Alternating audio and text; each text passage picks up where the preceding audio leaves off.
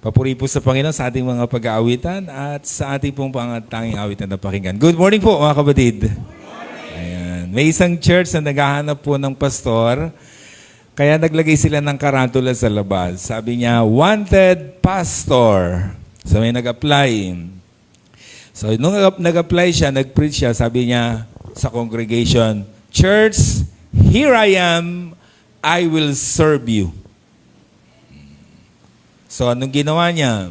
Siya na yung nagpipreach, siya pa yung tumutugtog, siya pa yung song leader, siya pa yung nagdidilig ng halaman, siya pa yung nag-aayos ng upuan. Ano. Tapos sa pag medyo pangit ang sound, pupunta pa siya roon. Ano. Siya ang nagbibisite, siya ang nag-evangelize. Lahat siya ang gumawa. Napagod yung pastor. Anong susunod? Magre-resign. Ano. Kasi napagod. So sabi niya, Church, ayoko na po, napagod na ako.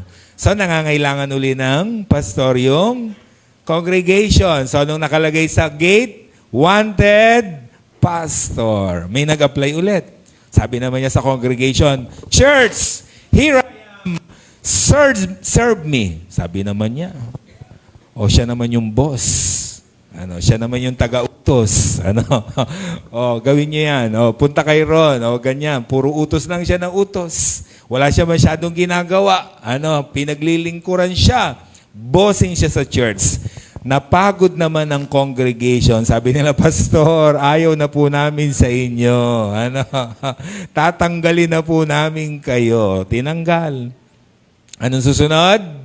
Kailangan uli ng pastor ng church. Naglagay uli sa labas, wanted pastor. May nag-apply ulit. Sabi naman niya sa congregation, Church, here I am, let us serve together. Maglingkod tayo ng sama-sama. Taytay Church of Christ, narito po ako, hindi para gawin ang lahat. Hindi po ako si Superman. Hawig lang po kami ni Clark. Ano? Pero hindi po ako si Superman. Ano? Hindi po ako narito para paglingkuran nyo at maging bossing ng church. Ano? Walang boss sa church, kundi ang ating Panginoon. Narito po ako para samahan kayo sa paglilingkod sa ating pong Panginoon. Listen, kailangan nyo po ako. Kailangan ako ng Taytay Church of Christ. And I believe that. Pero listen, kailangan ko rin kayo. Para magawa po natin lahat ng ipinagagawa ng Panginoon sa iglesyang ito tungo sa kanyang kalaguan. Ang tanong ko po ngayon, kasama ko po ba talaga kayo? Parang hindi ako kumbinsido sa amen nyo. Kasama ko po ba ang Taytay Church of Christ? Sa 25 years na pagsasama natin. Ano? Di ba? Today is my first Sunday as official church minister po ninyo dito po sa Taytay Church of Christ. And mas prepare ko po na tawagin nyo akong brother or bro. Ano po, Brother Francis. Pero kung sanay po kayong tumawag ng pastor, wala naman pong problema ron. Ano, mas sanay po ako sa 23 years na ang tawag sa akin ay bro, o Brother Francis. Ano po. Pero kung tatawagin niyo akong Pastor Francis, is okay lang din po yan. At sobrang happy po ako dahil ang next journey ko po bilang tagpangaral ay dito po sa Taytay Church of Christ. Ano po. 23 years po ako nag-serve sa Cardona Church of Christ from 2003 up to kahapon. Then ngayon naman po ay magse-serve dito po sa Taytay Church of Christ, di ba? So happy po ba kayo? Yes. Alam ko naman happy kayo, hindi lang halata. Di ba? So pwede ba nating handugan ng malakas na palakpak ang ating pong Panginoon na nasa langit dahil binigyan niya tayo ng pagkakataon na magsama-sama para paglingkuran siya dito po sa Taytay Church of Christ. Let's pray po muna. Lord, thank you po sa napakagandang pagkakataon na muli ibinigay po ninyo sa amin pong lahat upang sama-sama po namin kayong paglingkuran, itaas ang inyo pong pangalan, at patuloy po na dalhin ang inyo pong iglesia sa kanyang kalaguan, sa nais po ninyong marating po namin, sa aming pong mga personal na buhay at pag-abot namin sa mga nangangailangan po ng kaligtasan. Nawa po Panginoon, bigyan niyo po kami palagi ng napakagandang mga pagkakataon para magawa po namin ang inyo pong kalooban. Ito ang prayer namin in Jesus' mighty name. Amen. Kung ang Pebrero po ay buwan ng mga puso, tapos na po yun, March 1 na. Alam nyo ba na ang Marso ay buwan naman ng mga nguso? Ano? Kasi ang March ay Women's Month. Ano po? So, araw yan ng mga nguso, mga labi, mga kababaihan. Ano po? So, yan po yung buwan po nila, Women's Month. At bilang pagkilala natin sa mga kababaihan po natin, pag-uusapan po natin sa buong buwan ng Marso ay mga kababaihan sa Bible. Ano po? Kukuhanin natin yung aplikasyon, kahulugan na angkop para po sa ating pong lahat, hindi lang para sa mga babae. Ano po? Kasi karamihan sa atin, kahit saan naman mga babae, tingnan nyo, puro babae ngayon. Pwede ba natin palakpakan ng mga kababaihan po natin? Alam nyo, kung ang pag-uusapan ay paglilingkod, sipag sa paglilingkod, hindi matatawaran ng mga kababaihan po natin sa lahat ng iglesia po na ating pong kinabibilangan. Gaya po dito sa Taytay, mga kababaihan natin, sobrang busy.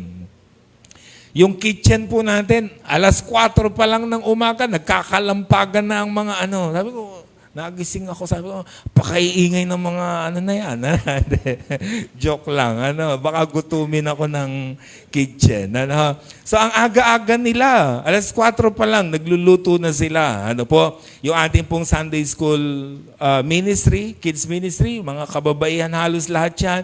Yung mga nasa youth ministry natin, at sa lahat ng ministries po natin, napakarami po nating mga kababaihan. Sa buong iglesia po, majority today, sabi ko nga, puro babae po tayo. Alam niyo kung bakit puro babae halos sa church?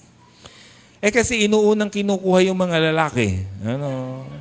Kasi mga tamad daw yung mga lalaki, kaya unang kinukuha. Kasi pag babae ang inunang kinuha, kawawa ang church. Kasi masisipag talaga mga kababaihan. Kaya today, pag-uusapan po natin, ang isang babae sa Biblia, yung babae po sa 2 Hari 4:8. Na itong babaeng ito ay naglingkod sa Diyos, naglingkod sa gawain ng Diyos, naglingkod sa lingkod ng Diyos, at ginawa niya ang kanyang pinakamahusay. Hindi siya basta nag-serve, but she served well. Itinodo niya yung kaya niyang gawin. At yun ang pag-uusapan natin ngayon. So let's start in verse 8. 2 Kings chapter 4 verse 8. Sabi ganito, minsan, si Eliseo nagpunta sa Sunem. May isang mayamang babae roon at siya inanyayahang kumain sa kanila. Mula noon, doon na siya kumakain tuwing pupunta sa lugar na iyon. Nakita niyo mga kapatid kung gaano ka-willing yung babae ito to serve.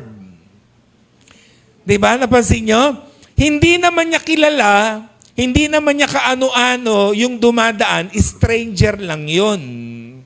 Hindi naman niya alam na propeta yun ng Diyos. So isang dayuhan sa kanilang lugar, pinatuloy niya sa kanyang bahay para kumain at uminom. So she saw the great need of this man. She invited him to eat. Nakikita niya araw-araw si Eliseo, siguro palakad-lakad. Kasi noong unang panahon, wala namang mga fast food tulad ngayon. Di ba? Pag nagutom ka, ang dami-daming bibilhan dyan. Wala namang mga fast food. So yung mga taong taga roon ang nagpakita ng kabutihang loob dito kay Prophet Eliseo. So sabi siguro niya, Manong, pwede ba kapag dumadaan ka sa lugar namin, dito ka na magkape, dito ka na mag-almusal, dito ka na magtanghalian, dito ka na kumain sa aming bahay. So she invited to eat regularly. So inimbitahan niya ang propeta ng Diyos na hindi pa niya kilala. Ang alam lang niya, stranger ito ha.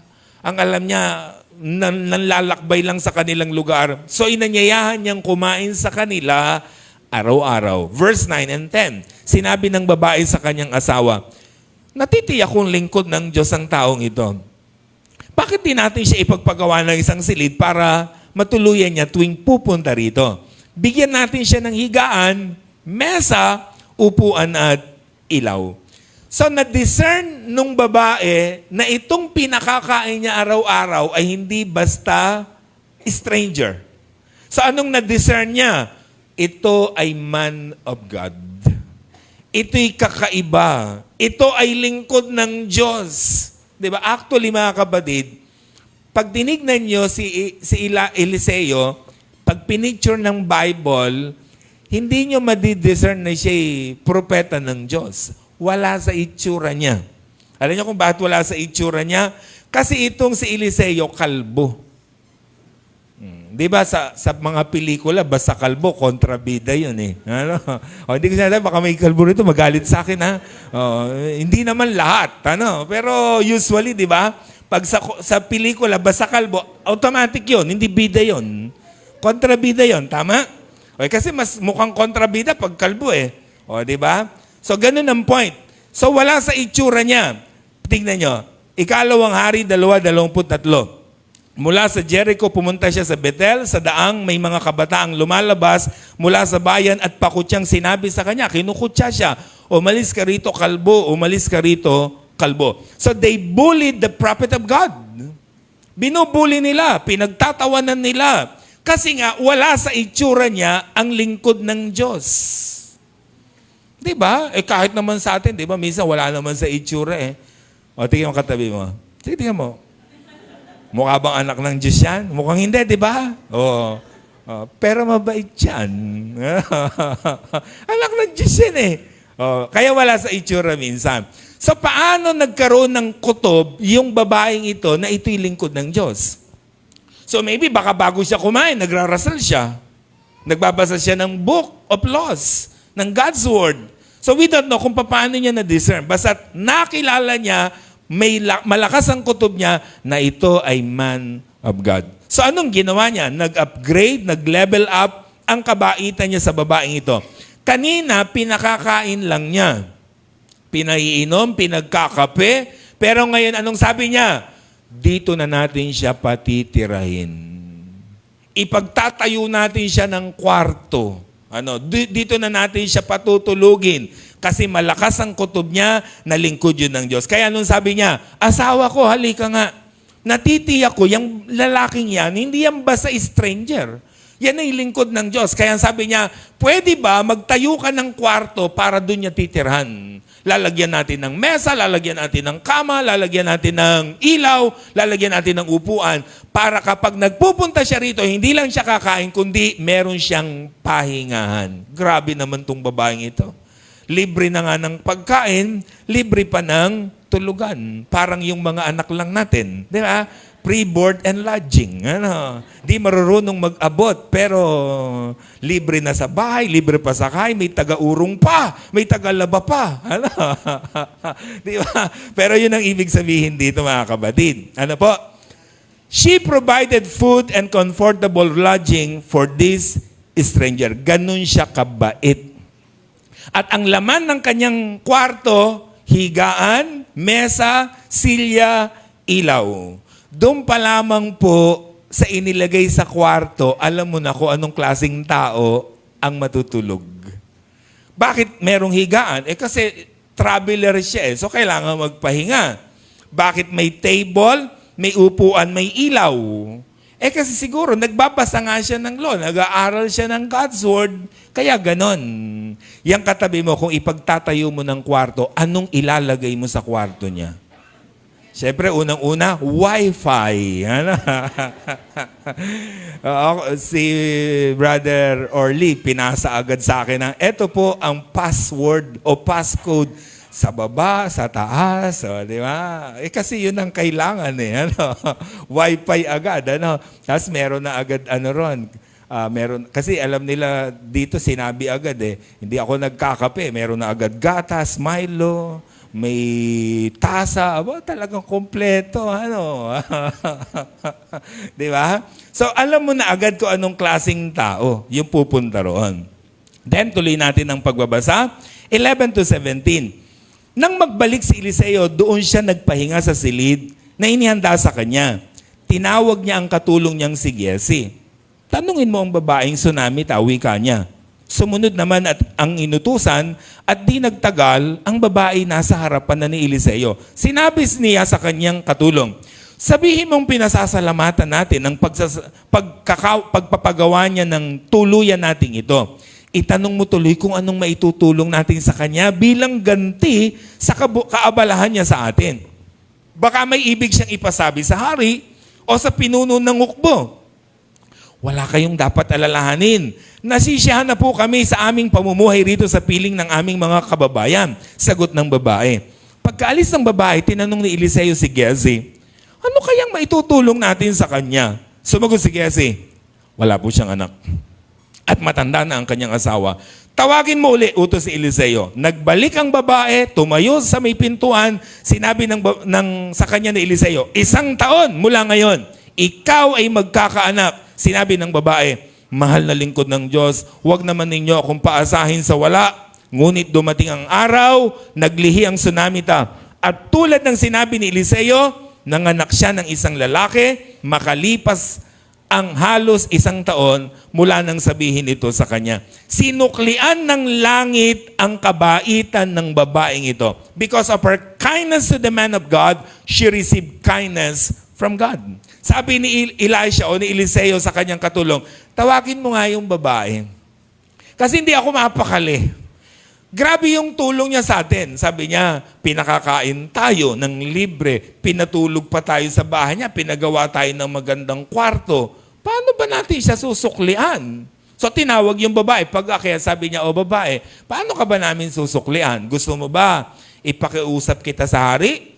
Meron ka bang gustong ipasabi doon sa general ng sandatahan dito sa lugar ninyo? Akong bahala. Baka may kaaway ka, may kalabang ka, ipapatumba natin. Ano? So baka ganon. Kasi ipapakiusap siya sa hari eh.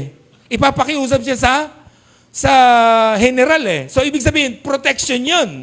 Na walang gagalaw sa'yo. Kung may kaaway ka, delikado sila. Kasi hawak ka ng hari, hawak ka ng general. Anong sabi ng babae? Wag na po. Masaya po kaming nabubuhay sa lugar. Meaning, ang ibig niya sabihin, wala po kaming kaaway. Di ba? Ang galing ng babae, ano? Walang kaaway. Tingnan mo katabi mo, mukha bang walang kaaway yan? Naku, mukha pong marami itong kaaway. Ano? Di ba? Ang galing-galing ng babaeng ito. Ano po? Sabi ni Elisha sa kanyang katulong, di ba? Bumaba na yung babae. Sabi ni Elisha o ni Eliseo, hindi mapakali pa rin. Sabi niya, kailangan natin tulungan yung babaeng yan. Pero hindi ko alam kung papaano kasi ayaw naman tumanggap ng help eh. So sabi niya, paano ba talaga natin matutulungan? Eh yung kanyang alipin na si Giezi ay medyo may pagkamarites. Ano, sabi niya, boss, nakapag-interview na ako, wala po siyang anak. At malabo siyang magkakaanak kasi ang asawa niya matanda na. Sabi ni Eliseo, sige, tawagin mo ulit yung babae. Tawagin mo.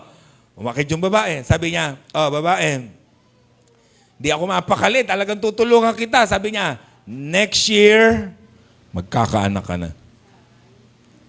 Di ba? And the rest is history. After 1 year, may kilik-kilik na siyang baby. Di ba? Dahil binless siya ng ating Panginoon, dahil naging blessing siya sa lingkod ng ating pong Panginoon. Tapos ang kwento, anong kwenta nito sa atin today? Kasi ganun, pag nag-aaral kayo ng Bible, ano po, dapat tinitingnan, ano mapupulot natin? Di ba? Anong kwento nito, anong kwenta nito ngayon for us today? Number 1, this woman has initiative to serve. Hindi mo siya kailangang sabihan, paringgan, yung alam niya na kailangan gagawin niya. Hindi nagparinig yung propeta. Nagparinig ba yung propeta habang siya naglalakad doon sa may bahay niya? Ang hirap naman pong maglingkod sa Diyos. Nakakapagod, nakakagutom. Tapos narinig ng babae, dito na po kayo kumain. No, hindi naman nagparinig na gano'n ng propeta eh.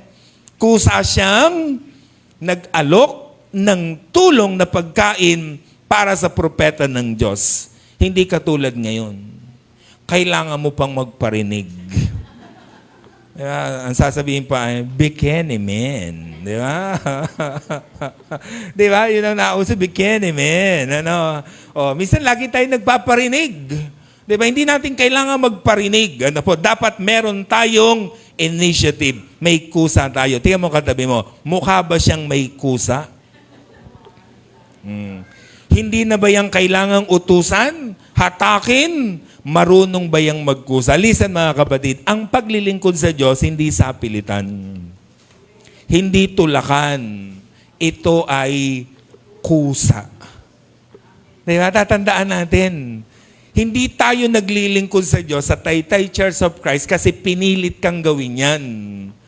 Hindi dahil hinatak kang gawin mo yan, kundi dahil nagkusa ka, gusto mo talaga na makatulong sa paglilingkod sa Panginoon. Yan ang napakahalaga para sa atin. Yung babae, hindi kinailangan pakiusapan, kundi dahil nakita niya yung need, gumawa siya ng aksyon. Kasi meron siyang kusa. Sana ganun din po tayong lahat sa Taytay Church of Christ. Lahat po tayo nagkukusa, lalo na sa gawain ng ating pong Panginoon. Hindi na natin kailangan pagsabihan. Hindi mo na kailangan sabihin, dalo ka ng midweek service. Magkukusa yan. Pero ngayon, sabihan mo. Sabi mo, dalo ka ng midweek service natin. Anong oras nga? 7:30 every Wednesday. Sabi mo sa katabi mo, attend ka ha. Sabi mo, attend ka na ng midweek service ha. Sabi mo, ayaw mo sabihin. Sabi mo, attend ka na ng midweek service ha. Sabi mo, sagutin mo naman siya. Ba't ikaw dumadalo ka ba? Ano? Sabay na nga tayo. Ano, sabi mo? A-attend na tayo. Ano? Kasi may kusa tayo. Nagkukusa na tayo sa mga gawain ng ating pong Panginoon. Nagkukusa na tayo sa lahat ng ministry ng church. Marami kasing church members kung minsan apathetic. Walang pakialam. Diba? Walang pakialam. Nakikita na ang lahat pagod na pagod, siya nakaupo pa rin, nakaganyan. Tapos pipintasan ka pa, hindi maganda ang gawa nyo. Diba? Dapat nagkukusa tayo. Listen mga kapatid, ang iglesyang maraming volunteer, ang iglesyang maraming nagkukusa, malayo ang mararating. Okay? Kaya napakahalaga yan. Number 2, this woman influenced others to serve. Sabi niya sa asawa niya, pwede ka bang gumawa ng kwarto, lagyan ng mesa, lagyan ng kama, lagyan ng ganto't ganyan para dun sa bisita natin na pinakakain natin. Na hindi pa niya alam na prophet of God yon. Sabi niya sa kanyang asawa, ipaggawa mo siya ng silid. Hindi niya kasi kayang gumawa ng silid. Ang kaya lang niyang gawin, magluto, magpakain, mag-istima ng bisita. Pero yung magtayo ng kwarto, hindi niya kaya. So, anong ginawa niya? She influenced her husband to do it. Diba sabi niya, asawa ko, pwede bang ikaw naman ang gumawa nito? Di ba napansin yung mga kapatid? So, silang mag-asawa na ngayon ang merong ginawang paglilingkod sa lingkod ng Diyos at sa gawain ng Diyos. She influenced others to serve.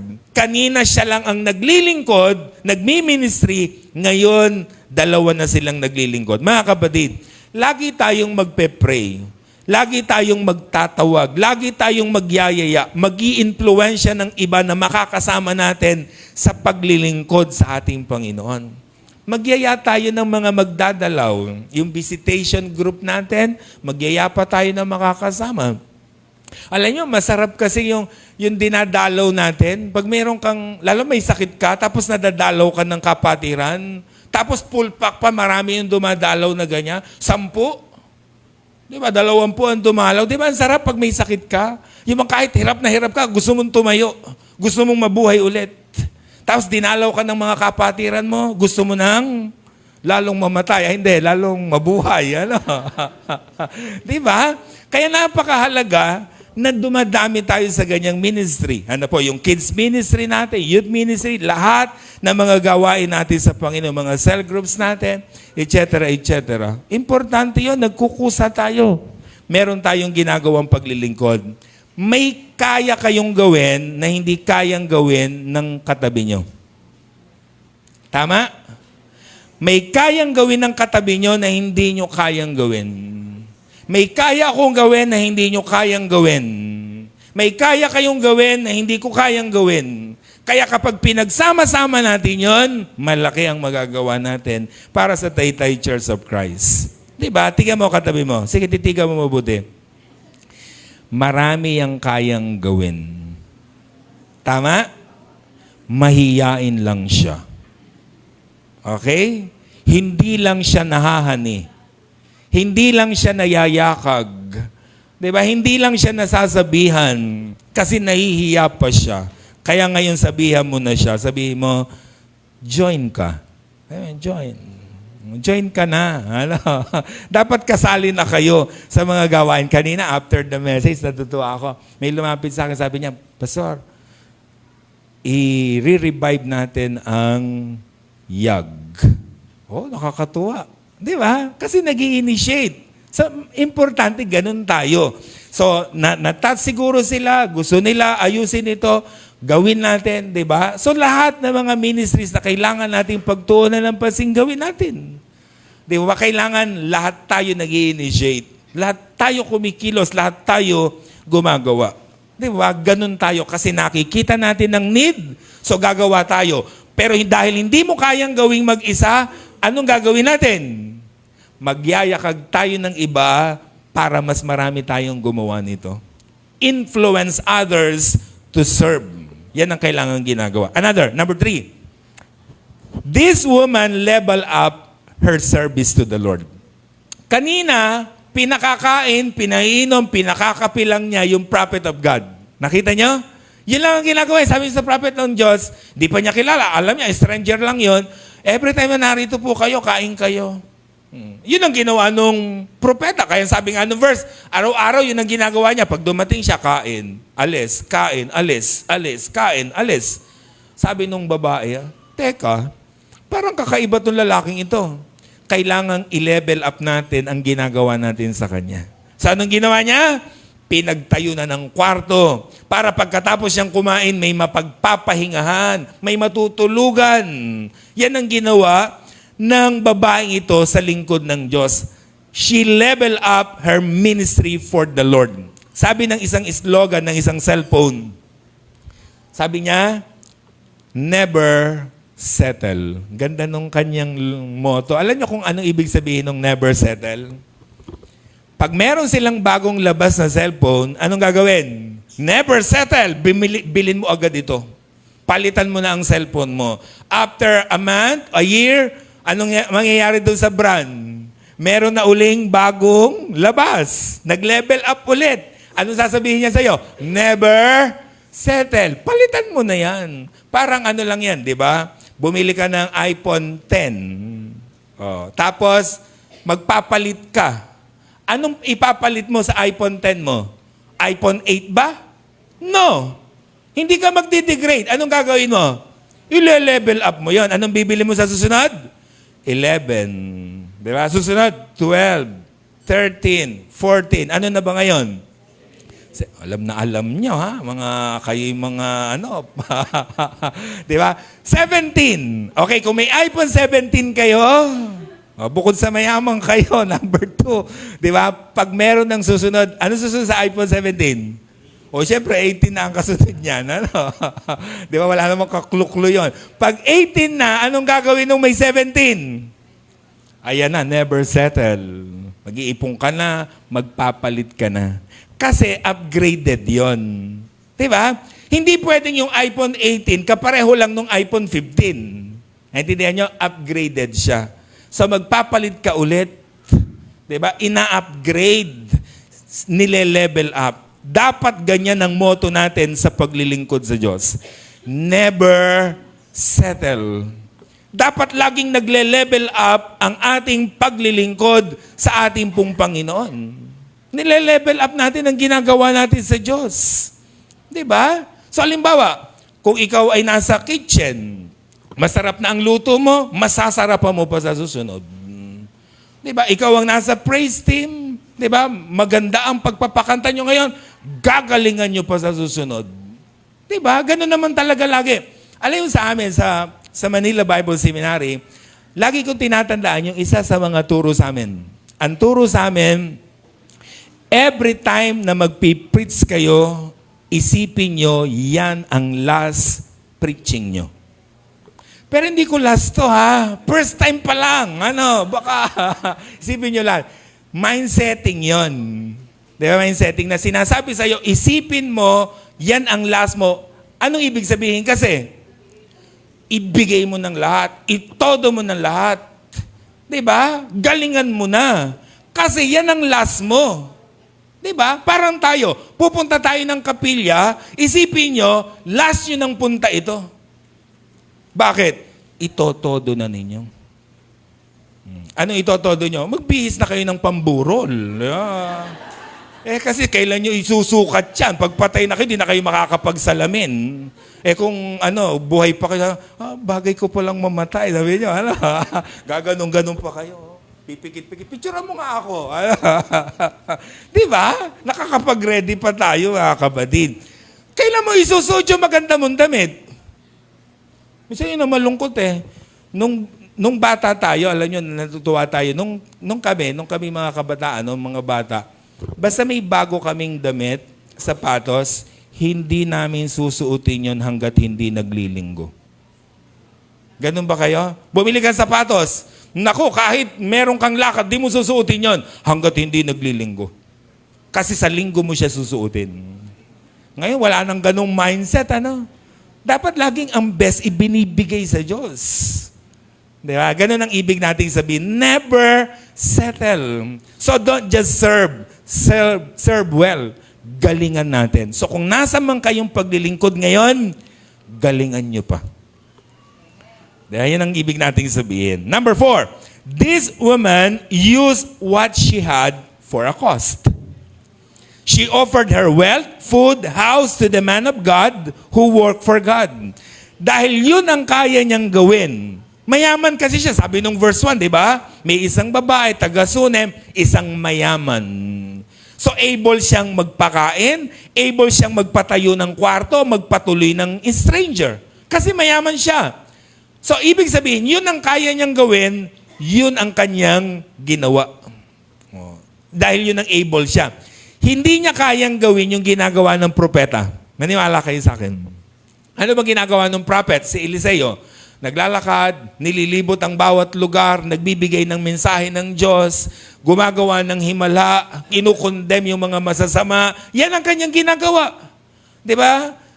So, hindi kayang gawin ng babae yun. Anong kaya lang gawin ng babae? Magpakain, magpakape, magpatira sa kanyang bahay. So, yun ang ginawa niya kasi yun ang able niyang gawin. Listen mga kapatid, hindi tayo pinipilit na gawin ang hindi natin kayang gawin. Okay?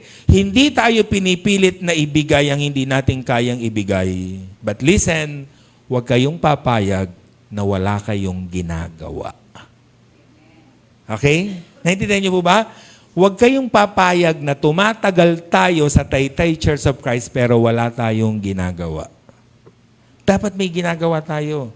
Lahat tayo sama-sama sa paglilingkod para sa ating pong Panginoon. Kaya importante, talagang nagsasama-sama tayo, nagtutulungan tayo. Napakaraming pwedeng gawin ministeryo dito sa Taytay Church of Christ. Number 5, this woman had no hidden agenda. Sa kanyang service para sa Panginoon at sa lingkod ng Panginoon, wala siyang hidden agenda. Walang pailalim na masamang motibo sa kanyang ginagawa. Nakita niyo, pinakain ng propeta, pinatira sa bahay. Anong sabi ng prophet? Masyado kang abala sa amin. Gusto namin kayong suklian. Ano ba pwede naming maitulong sa'yo? Pwede kitang ipakiusap sa hari, sa general, o kahit ano. Just name it. Akong bahala. Anong sabi ng babae? Walang anuman. Kaya huwag po kayong mag-alala, huwag niyong intindihin po yung ginawa namin sa inyo. Wala pong anuman yon. Kaya bumaba na nga yung babae Yung propeta lang ang mapilit. At hindi mapakaling, hindi niya masuklian. Dahil mabuting babae ito. Pero yung babae, wala siyang planong pasukli sa kanyang ginagawa. Why? Kasi wala siyang hidden agenda. yung kanyang ginagawang pagtulong sa propeta ng Diyos ay kusang bumubukal sa kanyang puso. Diba? Minsan may ganyan eh. Iimbitahin kang kumain kasi pala meron siyang gagawin, may sasabihin sa'yo. Diba? Diba? Minsan ganyan yung mga tao. Alam mo, kaya kita tinatawag kasi ganito, ganyan. O, diba? So, ang ending, syempre, binusog ka. Opo. Diba? May hidden agenda. So, dapat walang hidden agenda. Lahat ng ginagawa natin para sa Panginoon, walang hidden agenda. Tingnan nyo si Judas. Sa Juan 12, 1-6. Sabi ganito, 6 na araw bago sumapit ang pista ng Pasko, si Jesus ay nagpunta sa Betania kung saan nakatira si Lazaro na kanyang muling binuhay. Isang hapunan, ang inihanda roon para sa kanya, si Lazaro ay isa sa mga kasalo ni Jesus, samantalang si Marta naman ang tumutulong sa paglilingkod sa kanila. Kinuha naman ni Maria ang isang bote ng mamahaling pabango galing sa katas ng dalisay na nardo, ibinuhos sa paa ni Jesus pagkatapos pinunasan niya ang mga ito ng kanyang buhok. Napuno ang buong bahay ng halimuyak ng pabango. Ito'y pinuna ni Judas Iscariote, ang alagad na magkakanulo sa kanya. Sinabi niya, bakit di na lamang ipinagbili ang pabango? Ibinigay sa mga dukha ang pinagbilhan. Maaring umabot sa 300 salaping pilak ang halaga ng pabangong iyan. Sinabi yun ni Judas hindi dahil siya'y may malasakit sa mga dukha, kundi dahil siya'y magnanakaw. Siya ang tagapagdala ng kanilang salapi at madalas niyang kinukupitan ito. Sa merong ginawang ministeryo yung magkakapatid, pagkatapos si Maria, kinuha niya yung mamahaling pabango, ibinuho sa paa ni Jesus, nang hinayang si Judas. Nag-suggest ng napakaganda ng suggestion, mga kapatid. Sabi niya, naku po, nagsayang tayo. Sayang ang ginawa ninyo. Kung binenta na lang natin yan, ang mahal-mahal niyan. Sana marami tayong natulungan, maraming napakain, maraming ministry na gawa. Sayang. Sabi niya, hinayang na hinayang siya. Kung ibinenta natin yan at itinulong sa iba, marami sana tayong natulungan. Anong sabi ng verse? Hindi siya na totoong nagmamalasakit. Diba? Sinabi niya yon dahil siya raw ay tagapag-ingat ng kanilang yaman at kinukupitan niya ito. Ang motto kasi ni Judas, debit, credit, kupit. Yan yun. Nakita niya, maganda ba yung suggestion niya? Yes. Tama? Apakaganda ng suggestion niya. Tumulong na lang sana tayo sa mahirap. Sinayang natin, binuhos lang natin na ganyan. Pero kung nagpakain tayo, maraming napakain yan. Sa magandang suggestion niya, pero merong hidden agenda. What is the hidden agenda? Pag pumasok sa kanya ang pera, kukupitan niya yun. Di ba? Yun ang ibig sabihin, mga kapatid. Kaya tatandaan niyo palagi, pag meron tayong paglilingkod na ginagawa sa Taytay Church of Christ, no hidden agenda. It is purely service to the Lord. Amen po ba? Oh, very good. Napakaganda po yun. Number 6, this woman received what she never had. A greater blessing ang na-receive niya. Kung anong meron siya, yun ang ibinigay niya sa prophet ng Diyos. Pagkain, tubig, tirahan. Yun ang meron siya eh. Pero anong naging kapalit? A greater blessing. Baby. Alam niyo ang ibig sabihin nun, nung magkaanak siya, inalis siya ng Diyos sa kahiyan. Nung unang panahon, pag hindi ka nagkakaanak, nakakahiya yun. Nung babae ka, tas hindi ka magkaanak, kahiya-hiya yun. Ngayon kasi hindi na masyado, kahit ikaw ay may asawa, hindi magkaanak, okay lang. Diba? At least may asawa ka.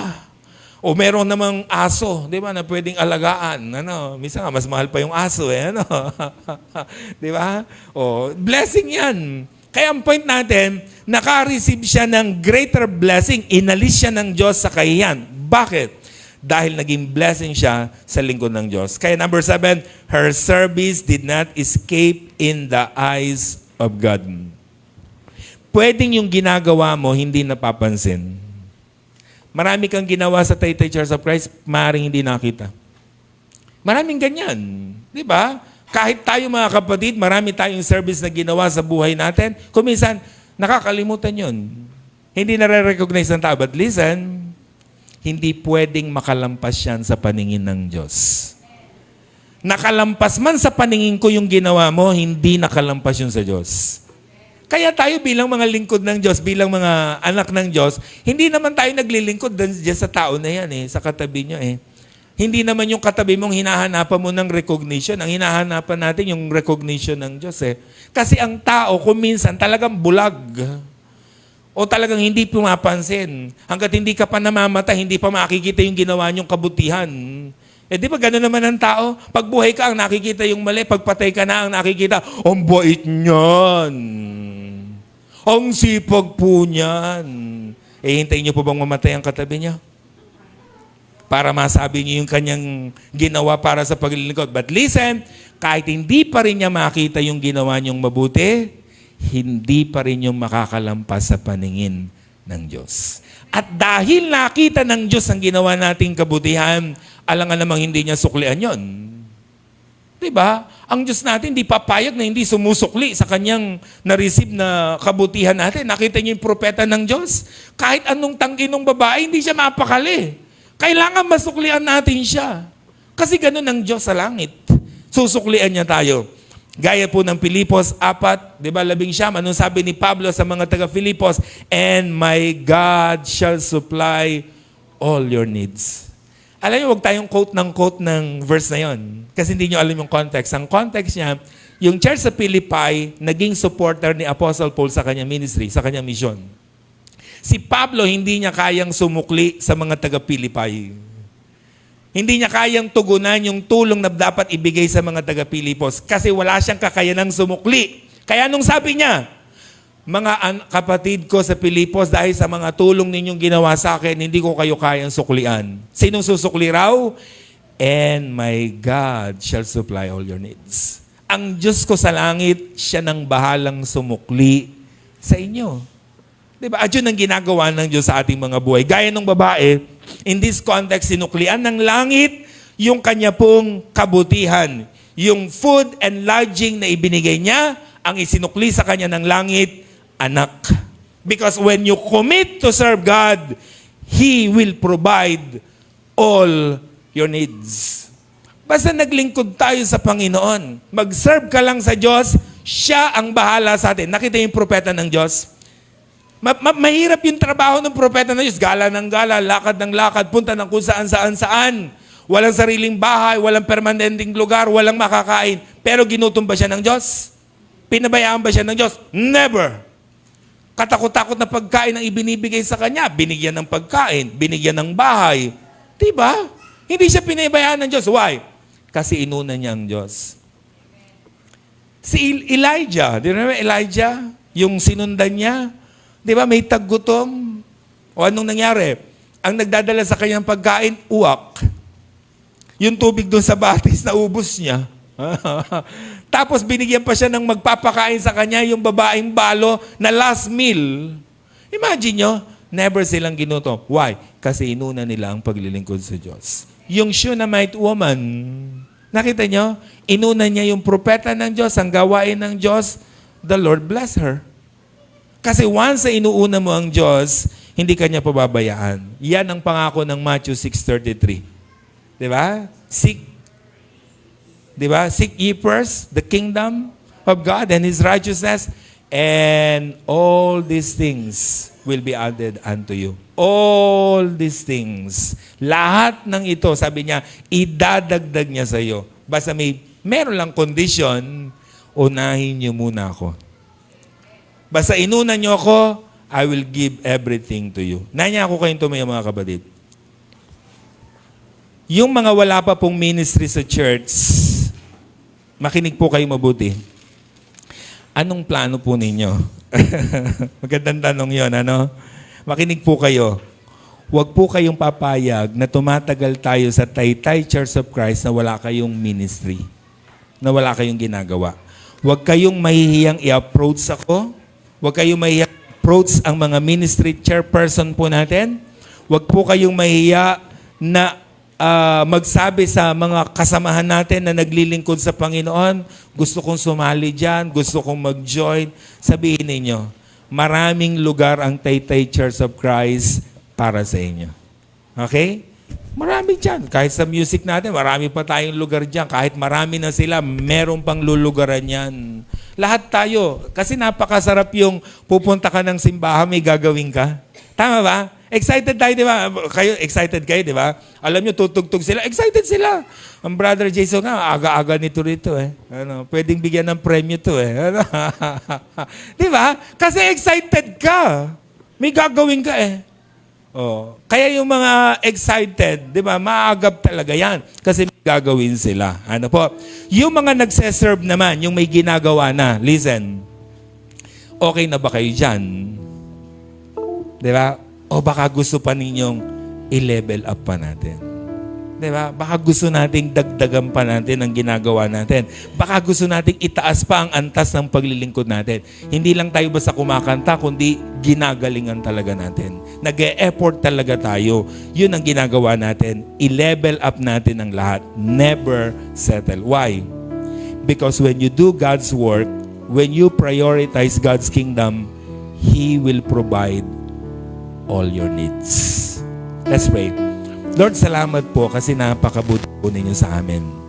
Salamat po dahil yung pangako nyo po sa amin hindi basta magbigay po kami ng panahon sa paglilingkod para sa inyong pangalan. Never nyo po kaming pagkukulangin, never nyo po kaming pababayaan. Ito po nawa ang panghawakan po namin palagi. At tulungan niyo po kami, Panginoon, na mabigyan po namin ng panahon at pagkakataon ang inyong iglesia dito po sa Taytay. Magkaroon po kami ng ministry, magkaroon kami ng pagmamahal, magkaroon po kami ng malasakit, magkaroon kami ng kusa na dumalo ng mga pagtitipon, na gumawa at tumulong para sa ikauunlad at ikabubuti nito. Dahil miyembro po kami at bahagi ng iglesyang ito. Ano mang nararamdaman ng isa, nararamdaman po namin. Ano mang sakit na meron sila, nasasaktan din po kami. Kaya tulungan niyo po kami, ito ang maging pananaw po namin upang sama-sama kami, sabay-sabay po kami sa paglago sa aming buhay espiritual. At higit sa lahat, marami po kaming maabot para po sa inyo pong paanan. Muli, ang blessing po ninyo sumagana sa Taytay Church of Christ. In Jesus' mighty name, Amen.